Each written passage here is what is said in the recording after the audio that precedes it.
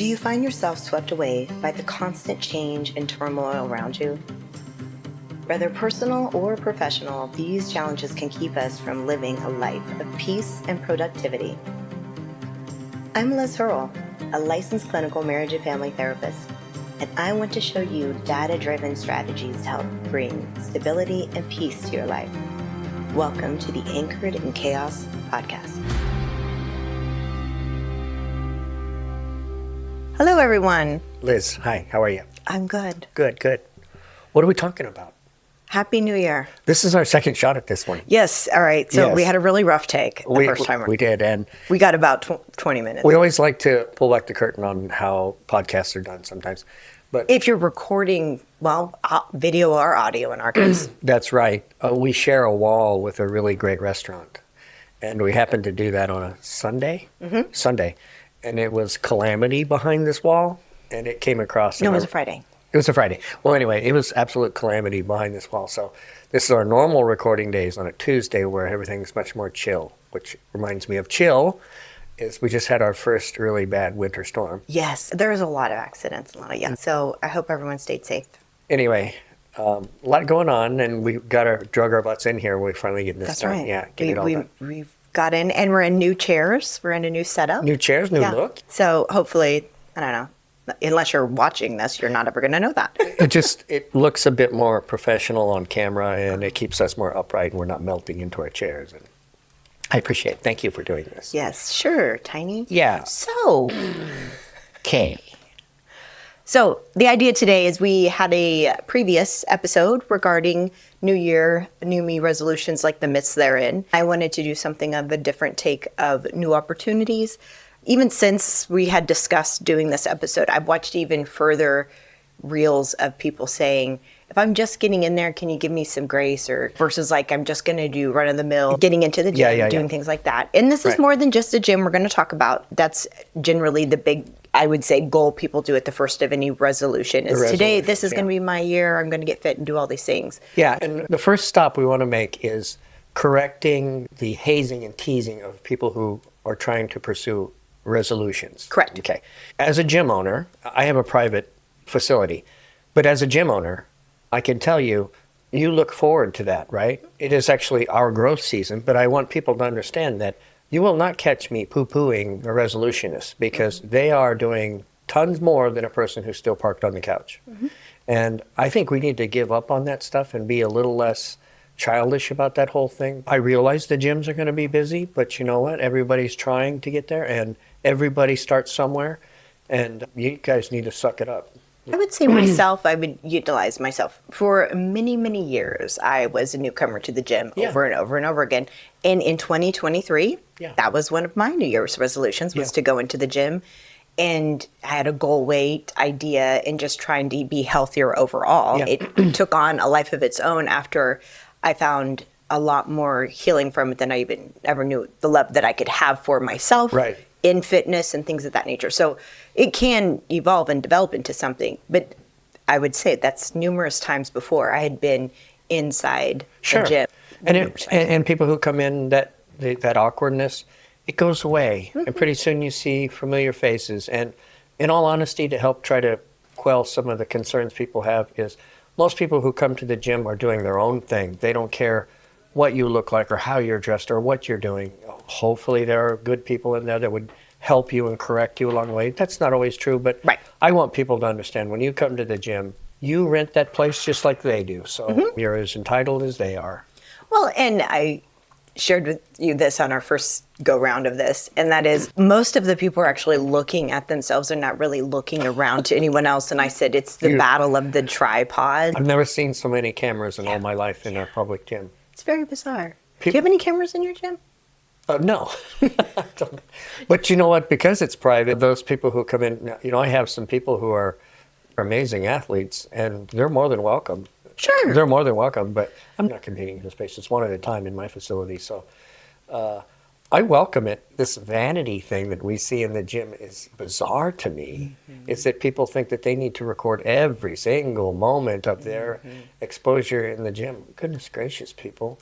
It's not how you grow. Well, I can tell you, I would say, I don't know if I'm in the infancy of my fitness journey. We're in 2020. Up until maybe 5 years, you're still pretty new at it. Yeah, well, what I was going to say is that I still struggle. You try and instruct me numerous times to look in the mirror, and I don't. You're just like, look what this is doing, especially if we're working on triceps. And I'm just like, see how this is moving. And I'm just like, yes, I know, I see how it's moving. Yeah. But I'm still working through my own stuff there, right? Sure. And so when I see people, and I think it's a different take on when they're videotaping themselves and what have you. Well, people have the wrong idea about mirrors. They do add some space to a facility, bring in extra light, but they're there as a training tool. And, I had a career as a bodybuilder.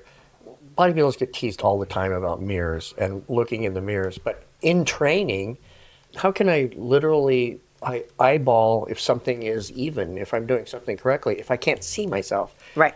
You need that as it's a self-aid tool. You have to have that. And I encourage people who are even training with me, look in the mirror. What do you see? Because if I'm not here, what do you see? Right. You do that all the time. It's quite annoying. Absolutely. When you do upright rows, you'll have a flyaway elbow or you have something much higher than it, and those things you have to be corrected. I might even turn you a little bit so you get a different angle so people can see that. And it's a tool. It's an aid. Get used to it. Right. That's really what it should It is. be anyways. It's an aid, yeah. Sometimes I think it's changed. It has changed. Going back to what we were saying. I always think it's always important to reflect on where you were to where you want to go. Sometimes it's, I think, misunderstood when I look back on what I didn't accomplish, kind of like self-shaming and belittling, and that's not the goal at all. Previous or? Right. So when I reflect on the previous year, what worked for me last year as far as individual goals. And to expand on that, that's further than just fitness. This is mental health. This is anything from if I wanted to learn how to knit or watercolor or anything. What is it that I kind of stuck to? And then what prevented me from doing that? And we reflect in that. The idea of that is to kind of, okay, I'm aware of that now. So how do I address that now in this new year or this new goal or whatever it may be? Well, if I'm hearing you correctly, mostly it's what changed from before to present. And what I might say is that there's an evolution in training, and the evolution should consist of, first, consistency, right? Are you coming to the gym all the time, regularly, as scheduled? Now, there are people who jump right into the deep end, and it's really hard to maintain that type of structure. I'm going to train 6 days a week, and I'm going to eat like this. No, one at a time. You come to the gym, start with 3 days a week. Are you getting through your whole body in a workout? Are you recovering? Are you too sore to train the next day? Those are all indicators, right? Everything's tied together, but one thing at a time. And that is, you have consistency? Check, right? The first thing I ask for the name of my business is genuine effort. Consistency is going to be the genuine effort part of it. Is show up at the gym when you're supposed to. The promises you make, you made. I'm not forcing you to do anything. In fact, I will even raise the ante and say, hey, you're paying me. And if you choose to dial or phone it in, fine. I have clients that I've had for 30 plus years. Anytime I travel back to Colorado, if they know I'm in Colorado, or I may even tell them, they want to train with me. The whole idea behind that is they want to be checked. They want something new or novel, or how can I tweak well, that's the next aspect of that is, they're now consistent, they love it, and I would tease them, well, I'm going to count to 20, I'm going to tell you you're great, you're going to buy me a boat. But what I'm trying to go with this is that the consistency has to come from you. It has to come from that person. And then after that consistency, we'll talk about training, and that's formatting and programming and sets and reps. First, learn how to work out, and then move on from that. So you've learned those things, and those things benefit you well. And I think the other side of, other than just fitness, or when we talk about individual goals for the new year, that consistency, everything you just shared there is exactly the idea that listeners can take away from any goal you put in place. You have to have consistency. But when we think about like reading more, that's one of my ideas of reading more versus like I'm going to read a chapter a night. This is a resolution you made to yourself. Versus a resolution, I try and just say an individual goal because like sometimes it has less meaning. I always say use words that don't feel like they're, towering over you with someone there to slap your hands with a ruler, which is very dated. But anyways, that used to be a thing. But saying, I'm going to read 10 pages today, or I'm going to read for 15 minutes, or of anything. Yeah. Now, another part of mine is lessening my time on social media. I kind of already went into this new year, kind of smacked my hands. I was little, and then I was like, give yourself some grace, Liz. I just don't realize how quickly our brains are so quick to be fed nowadays with any type of input or output for that matter. Well, they're tricky bastards. There's an algorithm, and it's made that way. But I was sitting watching a show, and then I was just like, I felt almost fidgety for a minute, and I was just like, well, I can watch this and do something else. And before I knew it, I was on my computer working. I was looking on my phone, and I had a show going. And I'm like, what am I doing? So I was like, whoa. But again, then I had to check myself and just say, all right, I'm just going to shut this all down. And what one thing am I really, working on? Right. And there are some components around ADHD here, but in this capacity, these are management pieces. Like you can learn to manage this and be aware of it. Yeah. And going back to the book reading, where it's not saying, well, I'm going to read, 4 chapters in a week. Well, then I don't feel like I read 4 chapters in a week. So then we make the goalpost. I was sharing this with you earlier this morning. When we make the goal bigger than it should be, or the goal date longer or shorter than it should be, is what I'm trying to say there. Yeah. We need to be reasonable. Like I said, if we knew something is going to take us 9 months and we're like, I'm going to do it in 6 months. Can you do it in 6 months? And why are you putting yourself in that position to do it in that time frame? Unless it's something very imperative or of that nature. Versus saying, no, in 9 months, because in 9 months, there's this. You and I have put a fitness goal together in the gym. That's right. Do every year. Yeah, but we have a couple of them. We have one at the end of March, and then we have one into the summer. So again, we're putting, what we're wanting to meet at certain dates and times. Because, Liz, the reason goals are so important to people in everything that we do, everything. If you don't have a yardstick by which to measure, if you don't have a compass or a way to measure, how do I know where am I? I'm adrift and I'm floating in all directions. No, I want to go in that direction. I need to know I'm going in that direction. I need to be a measure. Am I getting further from that point or closer to that point?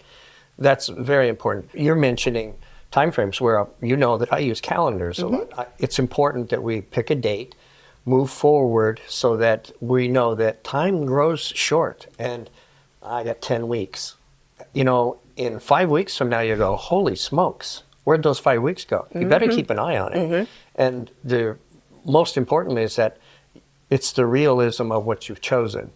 If you're 400 pounds and you want to lose 100 pounds in a month, in 2 months, not even healthy. Dial it back. Because I can help you understand that your loss may be rapid in the beginning, but it will not be sustainable and it's not healthy. We need to slow things down, and that's part of the discipline, not just to come to gym, come to exercise, come to accomplish things, but also to accept I can only go so fast. And if I push that envelope, if I do drugs, if I take all this dietary nonsense, I could get to the goal very unhealthy, maybe even a risk to life. But nothing that you have to maintain. Nothing that will maintain, because yo-yo dieting is the simple fact. Your body has not got set up in the way to learn how to accept what it needs to do for the food intake that you have. And not to overcomplicate that. You go too fast, you will yo-yo, and you'll gain weight just like that, probably more. Well, and on the other side of that, again, trying to stay middle of the road here on other goals, like I said, social media, reading, any type of activity that you're wanting to start. When I'm going into the mindset is the next portion of something I want to cover, which we've already started discussing around consistency. But what we tell ourselves, I was just sharing this with you earlier, fuels us is if it's like, oh my goodness, I'm just never going to, and this keeps happening, it's a self-defeating thought. Like, how do I maintain motivation, determination? It's like, it's not optional. Yeah. It's how, there's a lot of, I would say, unhealthy but negative talk around survivor mentality. But it sure in the hell will teach you a lot. It will. And it'll teach you how to hustle, it'll teach you how to move. And if you don't have that, that's not necessarily a bad thing. Yeah.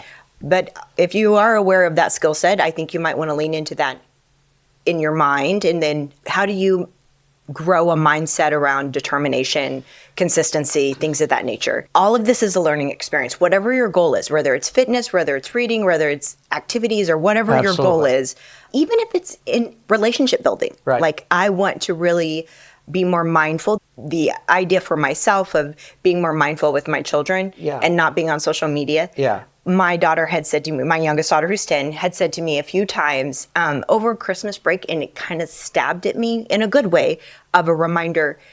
She said, "Hey, Mom, I want to cuddle." She's like, "But I don't want us to have any phones." And I was like, Oh. yeah. I was Yeah. like, yikes. I was like, you are absolutely right. We should not. And we put our phones away. We put tablets That's away. We nice. put everything away. That's nice. But that was a nice slap on the wrist for our hands for me. Of Nice reminder. And so that was the thing, right? So I'm going to be more mindful of this. So going back to the mindset, how do we grow in that and understand that we are living in a society of fast-paced, quick gratification. Yeah. So everything we're talking about is going to be really uncomfortable for people to do. Yeah. Because it's actually slowing yourself down and being reasonable. Yeah. When it's like, well, I saw on whatever social media reel, this person lost 60 pounds in 60 days, or this person learned how to read 4 books in a month with those fast reading apps or whatever. This efficiency that we're kind of gravitating towards, why? Yeah. Like, why are you doing that to yourself? Why don't you move at your own pace, but move? Yeah.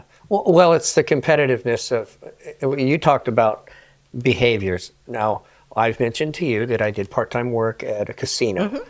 It is an absolute zoo to watch people and their behaviors. You talked about an ADHD type atmosphere. You've never seen it until you've gone into a casino. Yes, absolutely. You'll see people playing 2 to 3 games. You'll see them on the phone gambling. And while they're just slapping all those things, they're watching another person's game. It's bizarre to me. The whole fact that they're they are struggling to get some type of stimulus out of this. Don't compare yourself to anybody else or what they do or what they have. You have no idea what their backstory is, and they have no idea what your backstory is. When you come into the gym, make this commitment to yourself. First of all, a good coach and trainer is going to say, look, this is realistic. This is not realistic. How much we train, how heavy we train, this is realistic. This is not realistic. If you think that you're going to come in here and become anorexic or have some type of workout, just ignite this workout gene, it's highly unlikely. Now, it may be if you have an addictive personality or something like that, but more importantly, your trainer should go, good, that's enough. That's not enough. We're going to up the effort. We're going to up the weight. We're going to up the reps, whatever.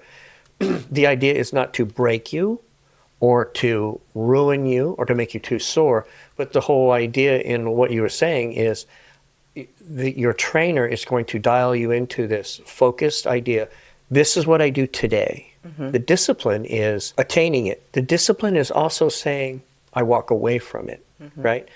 I wanted to get 10, I got 8. If I struggled, I could get more. Sure, you could. Maybe get hurt too. So I'll tell you what, let's do 8 for a week. And if you can show me in your last set of the last workout cycle, in your mesocycle, if that's when you use that terminology, you can do that, we're going up. Because I need to push you. And those are those attainable things. But there are also those things I have to get you to accept. I need you to know you can do some of these things really fast, but you're not going to lay down the foundation. You're not going to backfill all that's needed for that strength. Right. Building muscle is like mining. I tell people you can mine deep into something, but you have got to support everything behind that because you have to use all that over and over and over again. If I just mine in and do not support, it's going to collapse. How that collapses with you is injury, or you just get burnt up. That's enough. Injury or getting burnt up. Having that understanding that when you're talking about your being in your gym, you're being the encourager, the cheerleader, or the guide, if you will.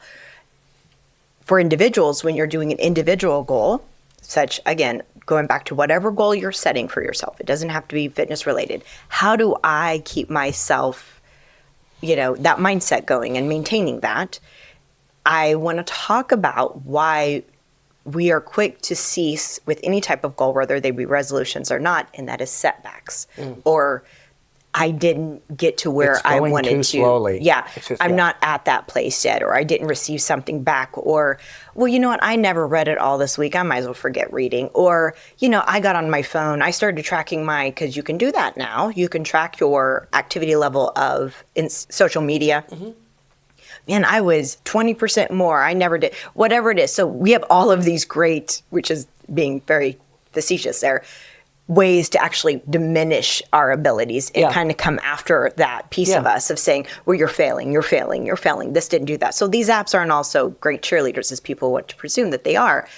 It could be that your mindset around it, like, okay, so this was a setback. I can kind of speak a little bit. I'm sure my son will get on to me, but he is great. He's been doing a lot of snowboarding this, as I shared with you. Yes. And he's got quite great at it. And now he's had a little bit of a setback because he broke his arm.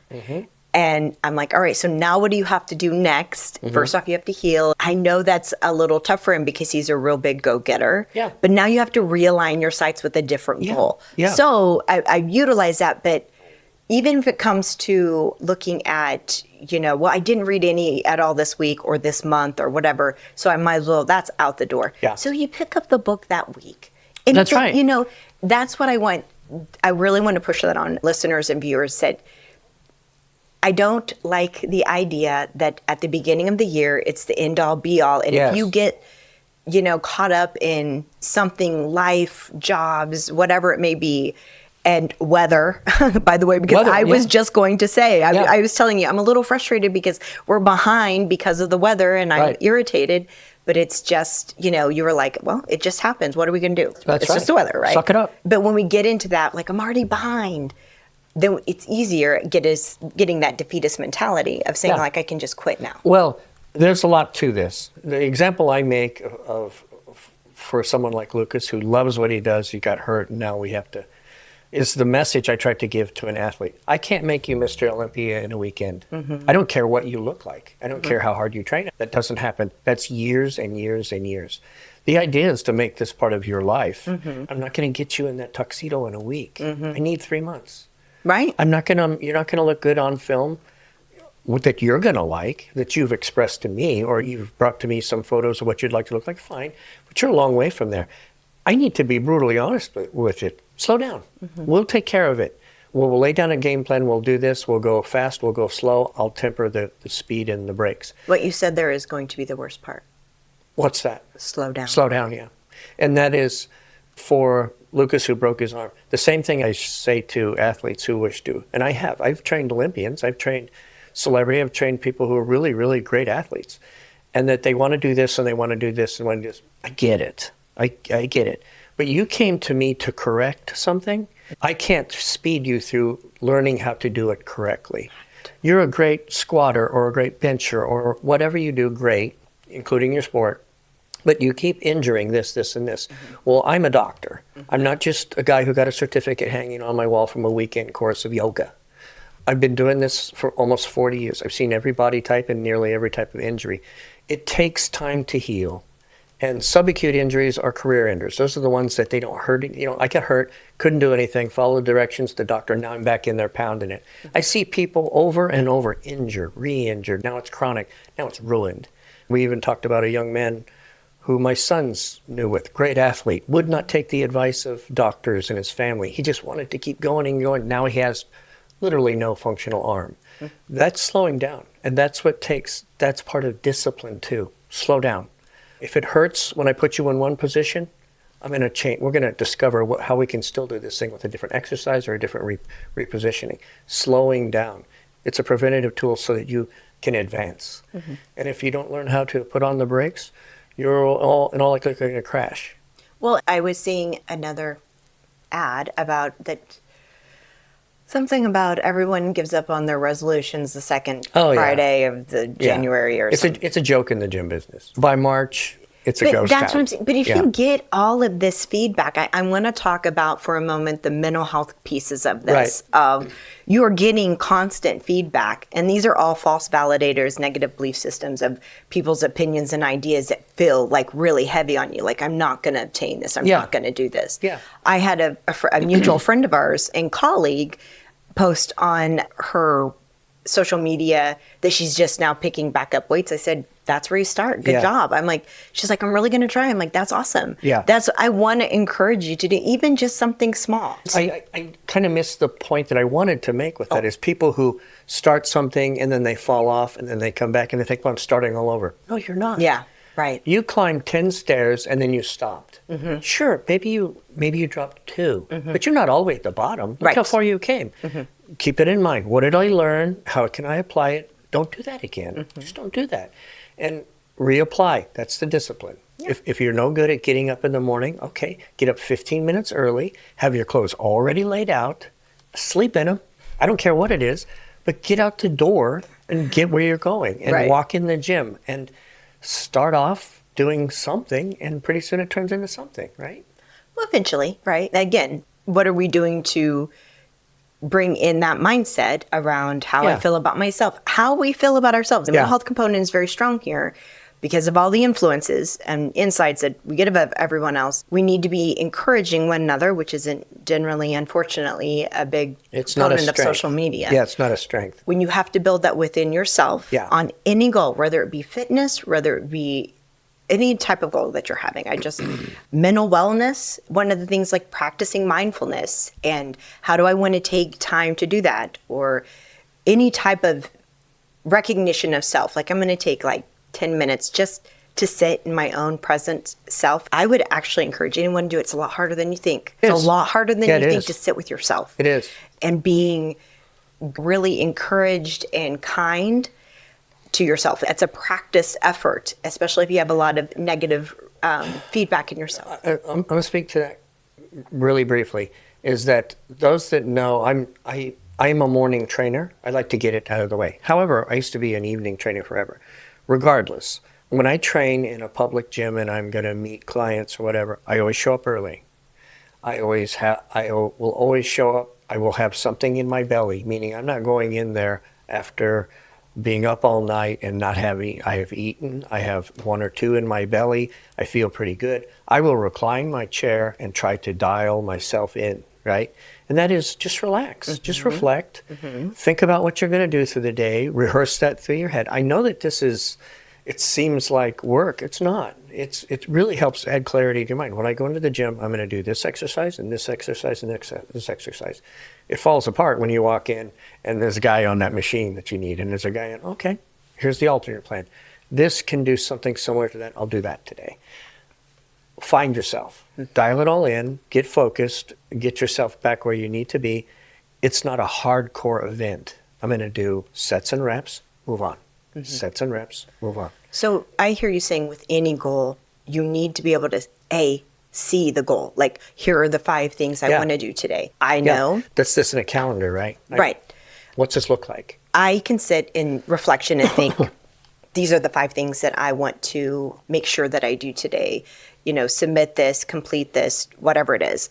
Those are my 5 things. What I want to talk about there is whatever the goal is for that day. When I'm talking about sitting with yourself, make it reasonable and then it's obtainable. Trying to say, well, I've got 15 things and I got to get all 25 things or all 30 things done. That's not going to be very effective, and you're already kind of going to walk out with the defeatist mentality. It's counterproductive. It takes away from the reward system dopamine. The dopaminergic release that makes you feel like you've accomplished something. If you make long lists and I've got to get all this done, no. Pick 3, get those done, check them off, then pick 3 more.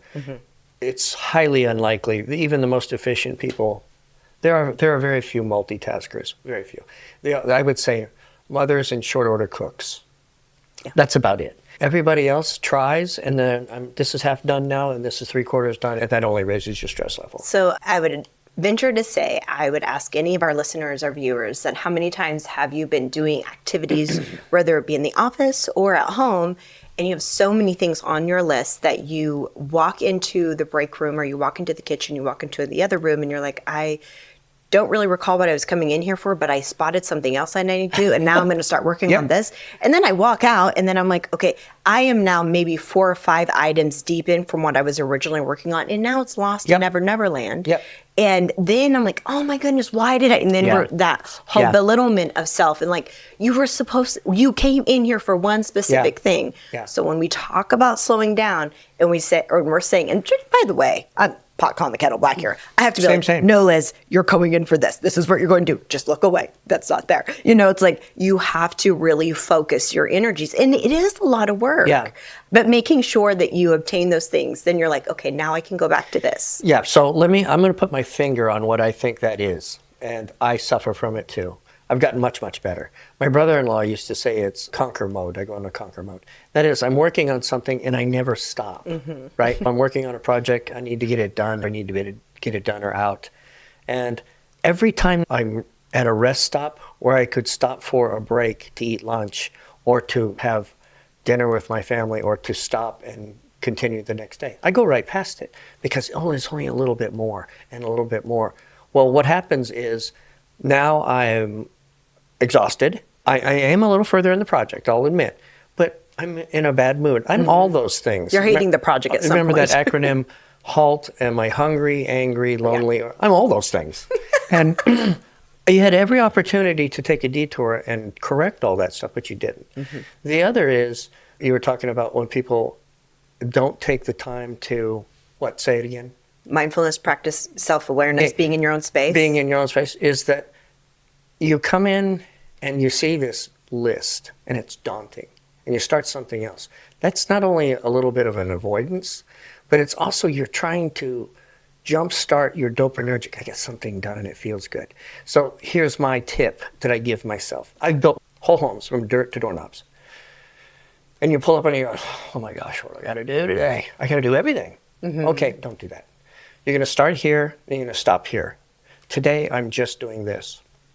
If I don't put a start and stop and maybe write it down or tell myself or put a time limit on, in 2 hours, I stop this, no matter what it is to do this. If you don't do that, you continue to fail. So the idea is... Well, that is the mentality, but I don't want people to think that they're failing. That's my point, is that when you have these big lists, just pick a couple and do a couple and honestly say, you know what, that's been an 8-hour day, go home. I know that's probably not the best of practices. It wouldn't be for somebody who's a business owner. If I can get 10 or 12 hours out of my people, I'm going to try to get that. But this is you, and this is supposed to be a lifestyle change. And this is, don't run yourself into the ground. 8 hours a day, okay, try 8 hours a day. If you work harder, great. But know that sometimes it's nice to just get something done on that thing, just one thing. And that's one in the win column. It's one off the long list. Just take it one at a time. The old saying is, how do you eat an elephant? It's one bite at a time. Okay. Sounds disgusting. You don't have to eat an elephant. Don't worry, I won't be eating any elephants. One of the things that you're talking about, it just popped into my mind as you're sharing that.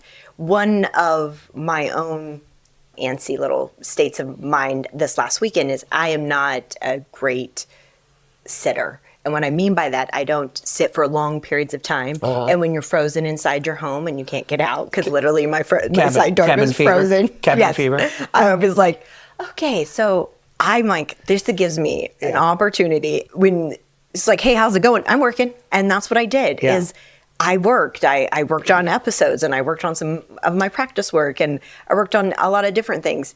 Because I'm like, I cannot sit. I'm just not an individual, to each their own, that sits in front of the TV for 10 hours at a time. I'm literally like, all right, I've got to do something. And I think at some point when I was sharing earlier where I had the laptop open, I was looking at my phone and I had the TV going, there was a little bit of cabin fever going on. Like, I have to do something. And then when I decided to wander outside, I really quickly came right back inside. But being able to understand those going parts of self, like when we want to be, I like to be moving. I like to be going. And some people, everyone's pace is different. Some people can be very relaxed for long periods of time. I'm just not an individual that really cares for that. I just like to be active.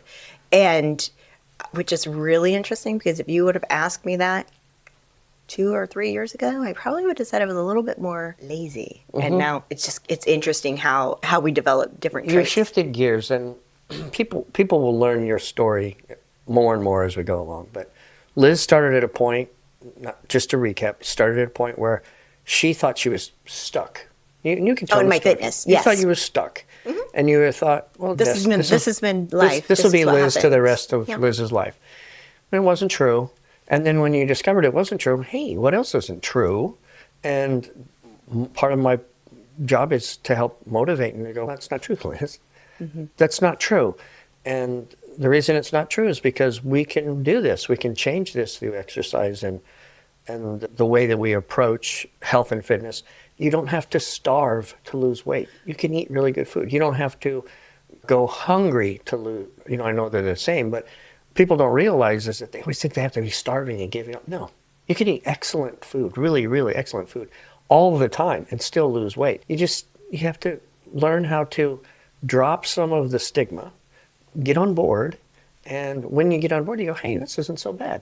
That's regarding the fitness portion of this, one of the things I would share with listeners and viewers, and that is in my own personal journey prior to discovering fitness at a different level, would be a way I'd share that, is this self-work that I did. So obviously, I'm a psychotherapist, and I'm encouraged to do a lot of different trainings on updated theories and ideas, and I was doing a lot of self-work around internal family systems, and how to grow as an individual and as a mother and as a partner and as a friend and a daughter and whatever. And in that, I started then discovering, I wonder where else that could lead me. And I started in fitness, and I was not hopeful and I was not optimistic. I was very, as you're aware of, I kind of came in with a pretty basic outlook. And like, I don't think there's going to be very much here. This is kind of what I'm looking at. And you're just kind of like, okay, we'll see what happens. There was I know there's more in you than you know. Like, listen, Rocky, calm down. Yeah. It's not Rocky. Who was Rocky's coach? Mickey. Yeah. That's who I'm thinking of. Come on, Rock. That's exactly. Yeah. And now I will say But in honesty, how many times in the first 3 months of us training together, how many times did you almost tell me this isn't working out? Oh, numerous, dozens in my mind and maybe outwardly because in 3 months, how much weight did you lose? Do we have to go over this? So yes, I think the listeners have already heard a pound. In 3 months of hard training. I'm aware I was there. And now you get to find out why. When you stepped on the scale and weren't losing weight, what was happening? Well, I don't know. You were gaining muscle. That is true. I was gaining muscle. You were burning off the fat. Changing. My body was changing, but the weight wasn't, and that was what was struggling. We've talked about this, and that's why we've shared. Yeah, I don't want to rehash things. I want to maintain track here. That's why the scale is not super friendly. It's not your friend, because of the simple fact that you can really be altering things. Because I would share with you, I feel different in my clothing. The weight, the scale didn't represent, and I was just like, I learned a lot about all kinds of things, and this will help me go into what I want our listeners and viewers to take away from today's episode regarding individual goals.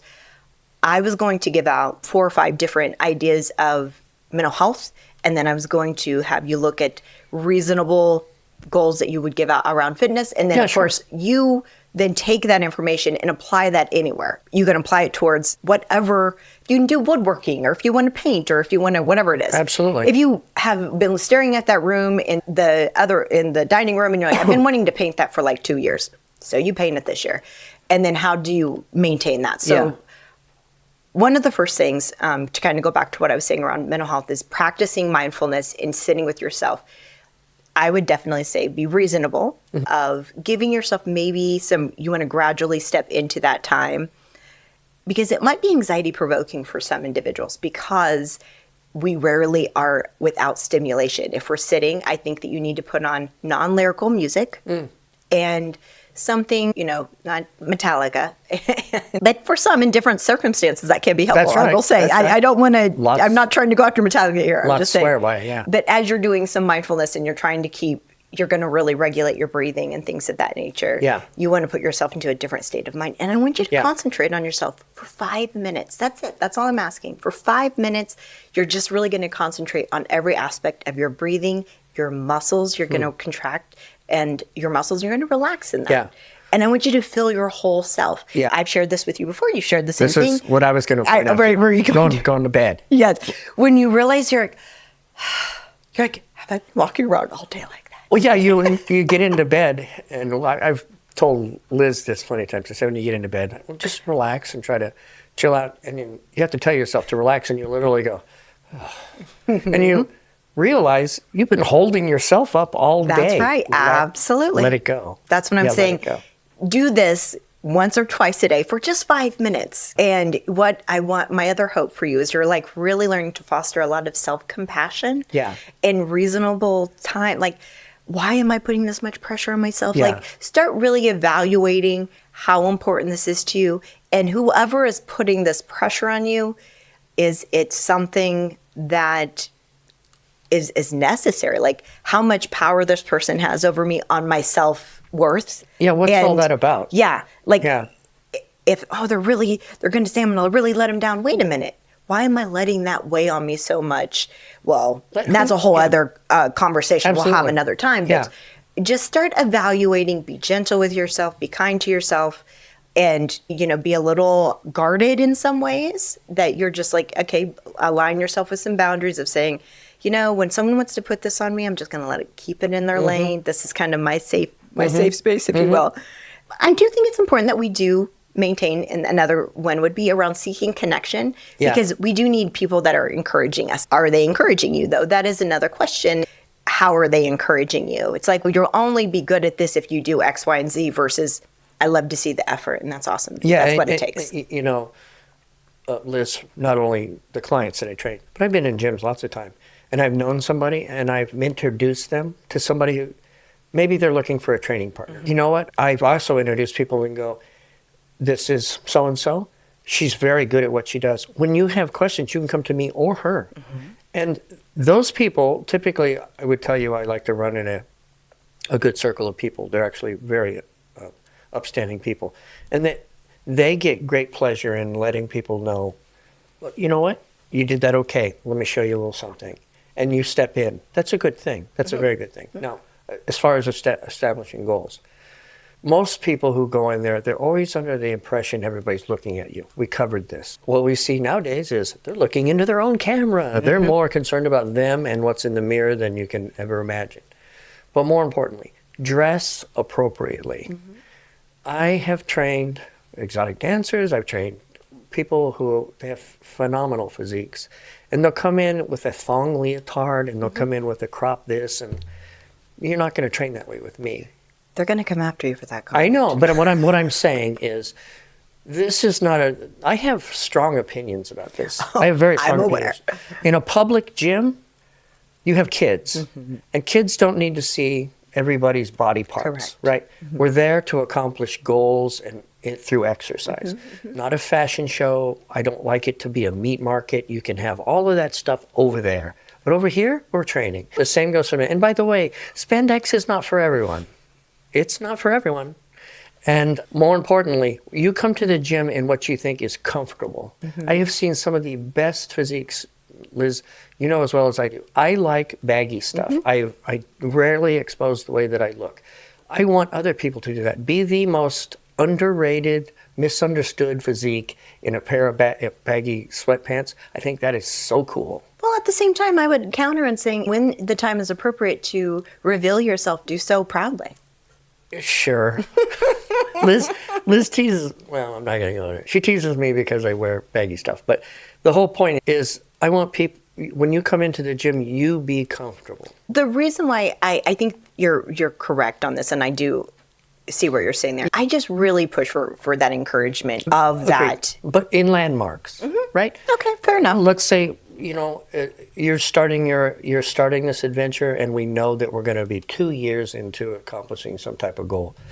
And am I talking years? Yeah, it could take years. Even with hard training, if you're 400 pounds, you want to be 250 pounds. Yeah, 2 years is very reasonable, because we need to do this slowly and healthy. But more importantly, for women who always want to be more attuned to how they appear, their appearance is very important. I get it. The whole point is, you can be fashionable, but you don't have to wear the top-end gear. The top-end gear does nothing. It does nothing for you. A pair of $5 sweats from Goodwill will get you as far down the road as a set of $65 whatever. It doesn't take Starbucks coffees. It doesn't take any of that stuff. You do this very much on the low. You get in there, you do your work. Be underestimated, because when the time comes, you know what? Next week, we're going to change some things up.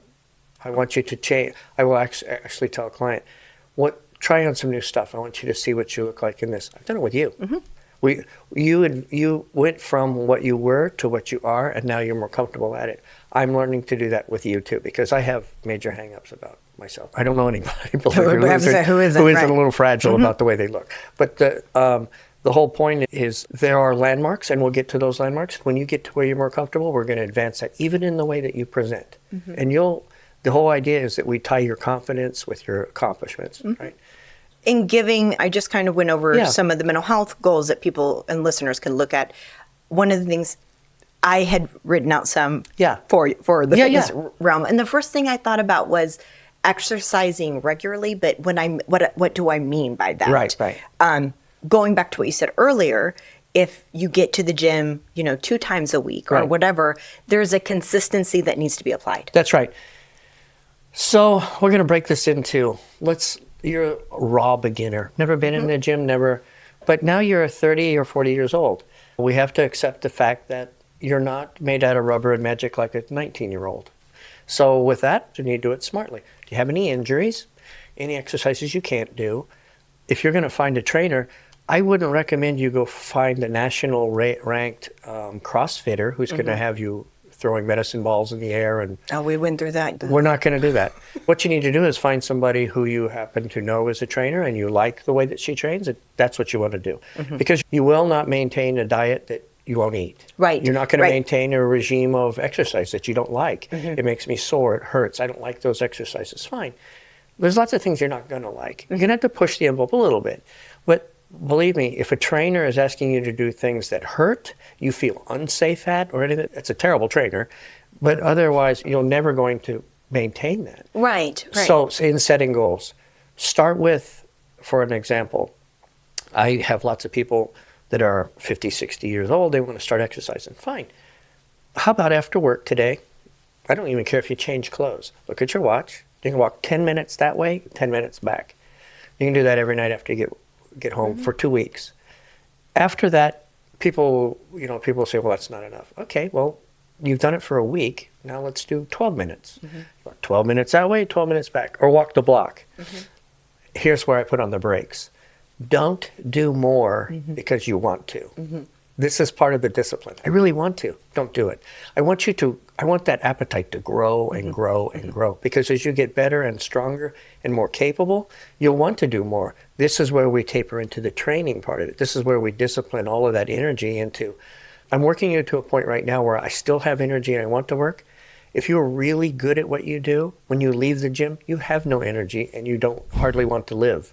Oh my! Now, yeah, I'm being facetious about that. I hope so. That's the real test of, are you putting in all that you can into the exercise? And that is, when you leave, I view the gym as church. I also use it as an office. That's why I'm not a big proponent of people training at home. There's too many distractions. But if I go to the office and say, I have to do work here. So for the next hour to 90 minutes, I will walk, I will this, I will that, I will that. When I leave here, I've done everything I said I was going to do.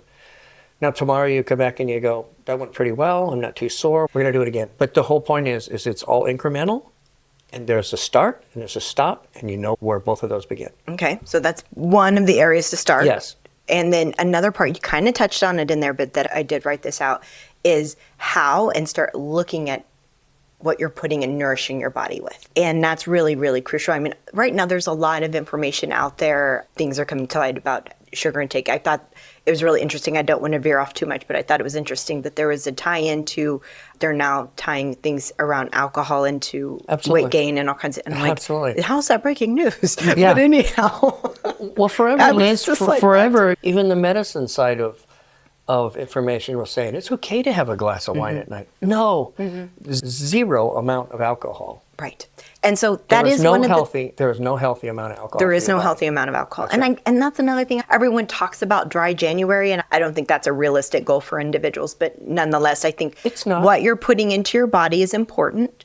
How you're kind to yourself within that. Now, I want to there's a lot of shaming around when we go into our food habits. I'll be the first to say that I was just sharing with you this morning that I'm like, I've kind of ventured off on our nutritional path that we've had created. It happens. And yeah, especially after the holidays, right? Exactly. And it's like, I just have to realign that and get my mind back to where I need to be versus like, well, oh, but I did this, and going to self-shaming. So when we talk about nourishing your body, what does that look like? Okay, well, let's look at the three primary elements of nutrition: carbohydrates, fats, and proteins. Mm-hmm. Proteins build tissue. Number one, top of the charts, cannot do without. Everything else are options. Now, carbohydrates are energy. Required? No, but helpful to a degree. Mm-hmm. Fats? Required? Yes. Essential? Yes. Useful? Not all the time. So that's the mystery that we have to undo. But you'll find that a very basic diet that contains this, this, and this, and understanding how that affects your body is exactly how we do this. It's not hard. Broderick Shev is a biologist, and he said that he could write a dietary program about proteins, fats, and carbohydrates on a Post-it note. He wrote a book called The Post-it Note, book on nutrition. It's simple. The whole idea is proteins build tissue. Fats are reserved energies and required for hormonal and cellular health. Carbohydrates are energy. Those are the three biggies. I can't build tissue without proteins. That's like asking me to build a building with no building materials. I cannot build a building without the energy to get it there, carbohydrates. I cannot maintain the structure of the building without a certain amount of fats. And those things are absolutely required. So it's finding that balance. But it quite simply needs to be put to the client. This isn't complicated. I'll show you how. I'll make you a couple meals, and you can expand that with the understanding that this in proportion to this in proportion to this is useful. Mm-hmm. If you need something more, you add it. Mm-hmm. If it's too much, you take it away. Like when you give me too much rice. Yeah, Liz hates rice. I do not hate rice. You hate rice, except if it's a rice cake. A chocolate rice cake. Anyway, the whole point behind just dialing into those three things, it's not, everybody thinks I'm going to turn you into a food monk. Mm-hmm. If anybody wants to put you on the strict this and strict that, you're never going to stick to it. I want people to learn how to eat foods knowing essentially this contains this, and when I sit down and I look at a plate, here's my protein, here's the fats, here's my carbohydrates. This much fat comes out of this much carbohydrate is going to be useful for absorb. All of these things. But more importantly is eating like that through the week allows you to have a drink in the weekend. Mm-hmm. It allows you to have a pancake on a Saturday morning. It allows you to have a pizza on a Friday. Mm. And we look at things that trigger, if you get into a bag of potato chips, that whole bag's gone. You can't have potato chips. We're going to have to figure that out. Yeah. That's another side of the mental health components. But I do think just having that, at least a guideline. Mm-hmm. And as we come to a close here, there's one last one I want you to speak to, and that is one that is overlooked all the time. Prioritizing your sleep. Yeah. That's mental and physical health. Yeah. Though that's where these two things come together. It is. Significantly. I talk to people about regimented bedtime routines all the time.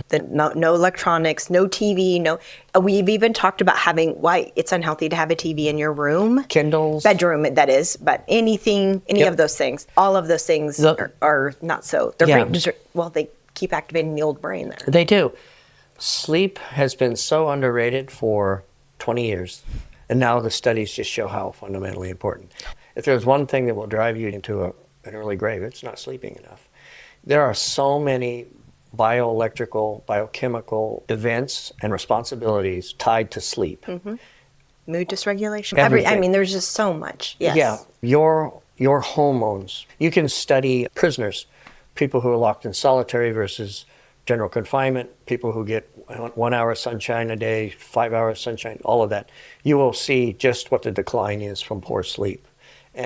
Or too much sleep, by the way. But yes, we're looking more. It's not near as detrimental as not enough. Right. But the whole point is that there is a hygiene that goes with sleep, And those things change over time with age, and they'll change with demand, and they'll change with work. You need to do your very best to get quality sleep. Quality sleep. There are people who tell you got to have straight 8. Sorry, I've never been that guy. But if I used to be a napper. I'm kind of sliding out of that, but I can get 5 or 6 hours and pretty much run a pretty good day. Now, as I told you before, if I know I'm going to train in the afternoon, I try to get there early and I try to shut my eyes. Slow it down, get the parasympathetics to jump in, regulate and get me feeling better. And then I know when my alarm goes off, which I set an alarm for everything, I wake up and I go, all right, it's time to work. And that's how it works. This has been good talk. We could talk more and more, and I'm sorry it's so broad spectrum. Yeah, well, I wanted just to basically look at the reasonable goal setting for an individual versus resolutionary thought of and then of course there's, like I said, a lot of self-defeating information out there about don't get started because you're going to quit it before you get started, so just don't start it, which is very false. I couldn't agree more, and I'm not looking at my watch to be impolite. What I'm saying is it's January 7th. Okay. Well, January 1st is gone. I guess that resolution is blown up because I didn't get started. Nope. Every day is Resolutions Day. Well, there's a large amount of the country that's digging themselves out of snow right now. So if you haven't been able to get to your resolution or goal, there might be a reason. And you know what? You actually hear from those people. Well, I started on the 1st and I couldn't get to the gym for 3 days. And I'm done. I'm defeated. No. Start over. Remember, it's just like, again, get back out there. Yeah. Get back out there. A date on the calendar means nothing. Get at it. Now, if you had 50 days, you only got 47. There you go. Get to work. So I'm going to recap real quick. Yeah. Mental health goals potentially is practicing mindfulness, giving yourself some learning to foster self-compassion. And I did talk about seeking connection with others, but I didn't mention limiting social media might be a good one. I know that I mentioned that it was a personal one of mine, but it definitely is a factor in in today's society. The others that I had written down for you were how you look at exercising regularly, which isn't like, every single day, not to, go back to what you're saying. Yeah. Make it reasonable. Consistency is key, whether it's 2 times a week or whether, it's 5. Don't overdo it. Nourish your body, prioritize your sleep. And the last one we didn't get to, but listen to your body. You talk about that all the time. That's right, yeah. Listening to your body. And if it's sleep, whatever it may be. Yeah. If you're going along and you're just making headway and you're doing great, and then pretty soon you start, I'm not getting the numbers. I'm not getting my reps. I used to do that a week ago. I'm not doing it well. It's time for a break. Yeah. A good trainer, a good coach would say, I won't make you take a break because nothing goes up. It will go up and plateau. Well, I'm going to try to either shorten that plateau or head it off completely. You're doing great. Let's take a week. Now, what does that look like? Have some desserts. Yeah. Right? I made chocolate pie. Get some extra. Get some extra sleep. Do whatever you need to do. But when you come back, you haven't messed everything up. Right. You've already started this regime. Your body's a machine. It liked those extra calories. Now we get back at it. Right? For sure. It's not hard. It's not hard. Honestly, it's not. That's the whole point. Is I want people to understand. All it takes is you wanting it. That's got to be genuine. You just have to want it. And if you want it, we'll figure it out. That's right. Thanks. Well, I want to tell everyone, thank you for listening if you tuned in. And please go on to our area. Oh, I forgot to say, I'm so sorry. We're back on our website's back up. I was so excited. And it just completely slipped in my mind that anchoredinchaos.org is live again because we got some wonderful marketing individuals to help us get that back up and going from the other individuals that took it. Now, it's anchored in chaos.org. But isn't there an extra dot in there? No, there's no extra. There's no extra. It's just dot. anchored in chaos. Anchored in chaos.org. Okay, great. You can go there. You can listen to our episodes. You can go to Genuine Efforts page, and you'll find all the location information to get in touch with Dr. Caldwell if you'd like to proceed in that avenue. Or if you want to contact us. So it's got a lot of great information on there. Yeah. Also, please go. We are on YouTube. Please like and subscribe. And we're on Instagram, Facebook. We just really appreciate your feedback more than anything. Let us know how we're doing, what we need to improve, and topics that you would like to hear from us. Yeah, cool. Yeah, Liz is the brain behind all of this. It's just nice to know that we have this opportunity. We do this. It's really fun. But we're certainly not making any money. Absolutely And Liz knows that more than anyone. But the whole point is we couldn't do this without you. We love that we can do this. If it starts to pay the bills, great. I don't know that we'll ever be Rogan. That goal but- is 2040. That goal is 2040. Oh, is that right? That's a goal. I want to shorten that. But the whole point is we do this because we love working with people. Well, we want to help people. Expand if we can and help people when we can. It is true. Thanks, Liz. All right. Thanks, everyone. Have a good day. Peace.